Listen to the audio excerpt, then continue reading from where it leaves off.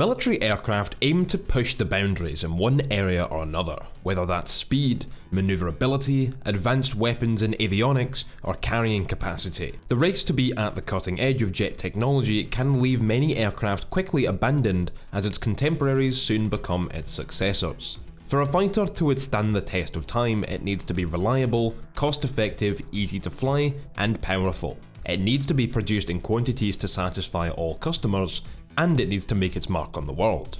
Few aircraft embody these qualities better than the Soviet MiG-21 fighter interceptor, with its more than 60-year service life and operated by some 60 nations throughout Europe, Asia, Africa, and the Americas. Hello and welcome back to the Armorcast channel. My name is Joshua, also known as Koala, and in today's video, let's delve into the most produced supersonic aircraft ever built.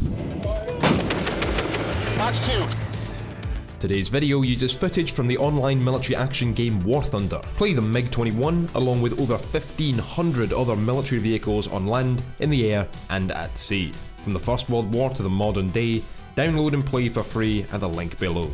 The origins of the MiG-21 date cleanly back to its predecessors, the subsonic Mig-17 and supersonic Mig-19. These versatile and maneuverable fighter interceptors had placed the mikoyan-gurevich design bureau at the forefront of Soviet jet technology, and as the West surged forward towards Mach II, the USSR was doing the same. In 1954, mikoyan-gurevich tested the YE-1, an experimental fighter interceptor design capable of reaching Mach II at 20,000 meters. Based on the MiG-19, the YE-1 had a 57-degree wing sweep and a single Mikulan RD-5A turbojet engine, also used on the Yak-25 interceptor and reconnaissance aircraft. During the design phase of the YE-1, the newer and more powerful RD-9 afterburning engine became available, and the project was transformed into the YE-2, which had its maiden flight on the 14th of February 1955. Again, however, engine development outpaced Mikoyan's production of prototypes, and the YE-2 would be abandoned when the RD-11 engine came onto the scene in late 1955. Meanwhile, testing was taking place as to the performance of a conventional swept wing or delta wing form for the future aircraft. Finally, the YE-5 with the tailed delta design and RD-11 power plant was selected as the platform for what would eventually become the MiG-21. The first 5 units officially designated MiG-21 were produced at Tbilisi in late 1956 before production switched to the Mig-21F in 1957.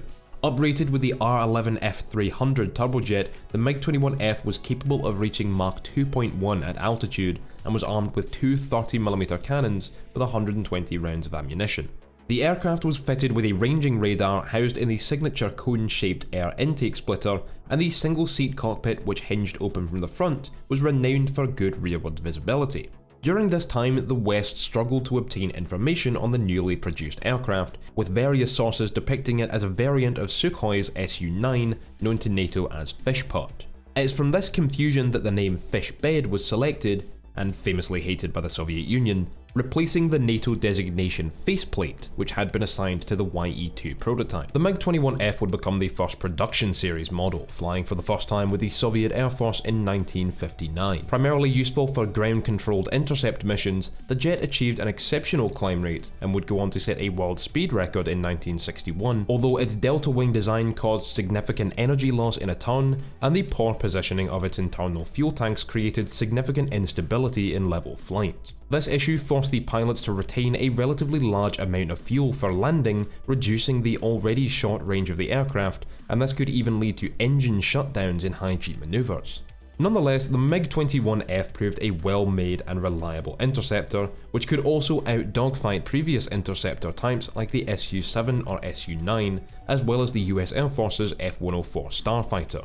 The first major upgrade came in 1960 with the Mig-21F-13 variant, equipped with launch rails for the K-13 air-to-air missile, known in the West as AA-2 ATOL.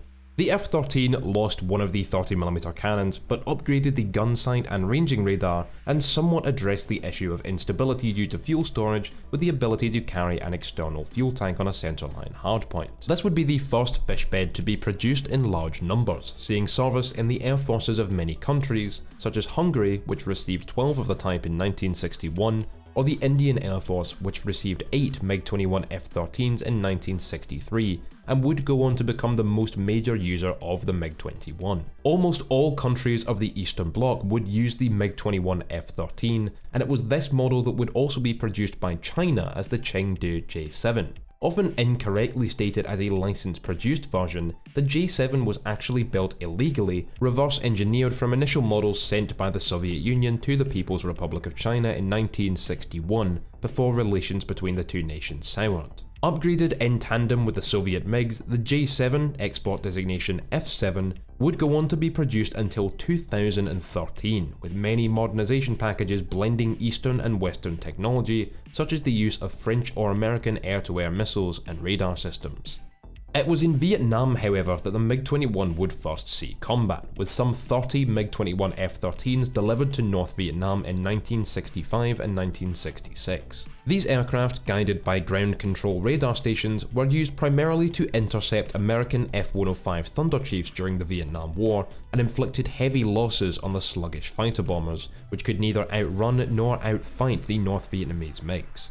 The VPAF, however, discovered a significant problem with the aircraft in that its brakes were powered by compressed air tanks, which mean it would often use up all of its braking power taxiing onto runways and then struggle to land, for which catch nets had to be placed at the ends of North Vietnamese runways. The second generation of MiG-21 aircraft began with the PF variant, produced in 1961 and designed mainly as a cost-effective version for export to third world countries. These aircraft removed the 30mm gun armament altogether, although it would later be reintroduced on the 1964 MiG-21 PFM, which carried an underbelly pod housing the GSH-23 twin-barreled 23mm autocannon with 150 rounds of ammunition. The air data boom was moved from the underside of the fuselage to the top of the air intake, a new ejection system was adopted, and the cockpit now hinged open from the right-hand side, the new design merging cleanly into the enlarged dorsal spine, unfortunately diminishing rearward visibility. Air-to-ground attack capability was improved with new pylons for 2 S-24 and later KH-66 Grom air-to-ground missiles, and the PFM also introduced a search and track radar system in the RP-21 Sapphire radar fitted in the shock cone. The Sapphire radar allowed the MiG-21 to become a true all-weather day and night combat aircraft, although the system was relatively poor for the time when compared to the likes of those on the American F-4 or French Mirage. By this point, foreign interest in the MiG-21 was booming, and production of the aircraft was split between 3 locations. The factory in Gorky, now Nizhny, generally produced aircraft for the Soviet Air Forces, while the Moscow factory would produce export models. The Tbilisi factory that had built the first units switched to manufacture of twin-seat trainer aircraft, such as the MiG-21U and UM. By the time production ended in 1985, the Gorky factory had produced well over 5,500 aircraft. The Moscow factory around 3,000, and the Tbilisi factory over 1,500, with a further 1,000 aircraft built under license in India and Czechoslovakia. The next updates to the airframe came from 1968 to 1972, with the third generation MiG-21M and MiG-21S introducing various upgrades, including additional hardpoints, a new engine, the R13-300, updated avionics including a new radar warning receiver, and a return to onboard guns with the GSH-23 mounted internally. The MiG-21S would introduce the ability to carry a radar homing variant of the AA-2 ATOL, allowing the aircraft to engage targets from farther ranges and in head-on engagements. On the SMT variant, an enlarged dorsal spine capable of carrying additional fuel was added. However, this proved unpopular with the Soviet Air Force, and although the MiG-21M family became the standard for nations of the Warsaw Pact, the MiG-21 SMT was one of few serial variants that never saw export. Not only was the MiG-21 quite comfortable as a short-range fighter and interceptor, but the dorsal spine made the aircraft much heavier and only compounded the stability issues which had never stopped plaguing the fishbed. It also reintroduced the issue of fuel imbalancing the airframe, and with trim controls set to counteract this imbalance, the range of the SMT was little more than that of the MiG-21M. All in all, the fuel-carrying saddle of the SMT was, to quote one Soviet pilot, just another exercise in futility.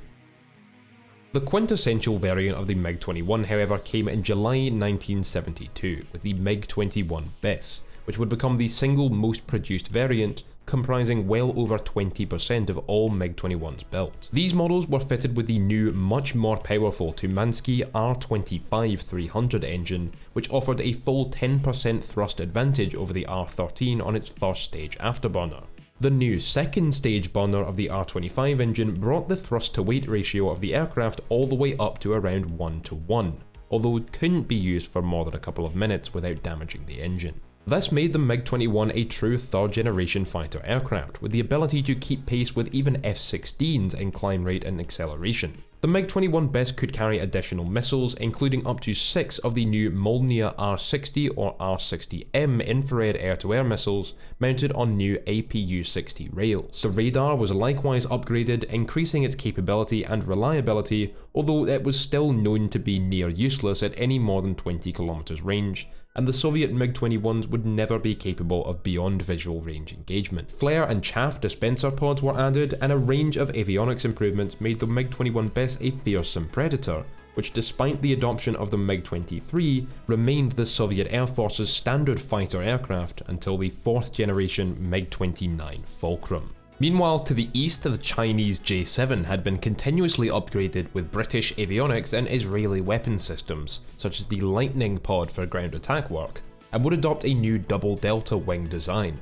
These aircraft were heavily upgraded in their onboard systems, but remained inferior to the MiG-21 BIS in flight performance. Continuously upgraded mainly at the behest of the Pakistani Air Force, who had Indian MiG-21s to consider, the F-7 series jets received modern computing equipment, missile systems including BVR capability, and upgraded fire control radars. Into the 2000s, the Chinese MiG-21 copies have seen new upgrade variants and have themselves seen service with over a dozen operators. Indian MiG-21 Bison models saw the capability of BVR missiles such as the semi-active R-27 and active radar homing R-77, along with new helmet-mounted sights for the deadly Vimpel R-73 infrared homing missile with high off-bore sight capability. With this missile, an Indian Air Force MiG-21 Bison was reportedly able to shoot down a Pakistani F-16 in 2019, although this is widely debated and denied by both Pakistan and China, as well as the US, with no conclusive evidence supporting either side. The MiG-21 was also used extensively by Egypt and Syria against the Israeli Air Force's Mirages and later F-15s.